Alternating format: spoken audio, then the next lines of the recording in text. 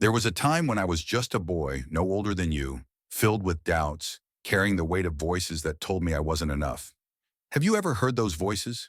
The ones that whisper in the quiet moments, telling you that you're too small, too weak, too late to make a difference.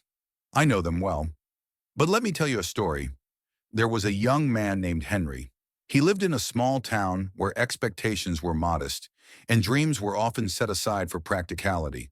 Henry had always been told that he would follow in his father's footsteps, working in the same trade, living the same life, never reaching beyond what was familiar. And for a while, he believed them. He carried their words like a heavy sack on his back, weighed down by the chains of doubt. But one evening, as he sat alone by the river, watching the water flow endlessly forward, he asked himself a question that changed everything. What if they're wrong? The thought was small at first, just a flicker, but the more he considered it, the brighter it became. If he never tried, how would he know what was possible? He decided in that moment to believe in himself, even if no one else did.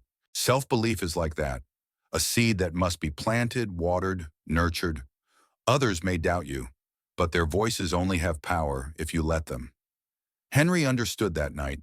He worked harder, learned more, and when the time came, he left his town and built a life beyond what anyone imagined. Years later, he returned, no longer a boy weighed down by doubt, but a man who had carved his own destiny. You see, my friend, life will test you. People will tell you who you are, what you can and cannot do.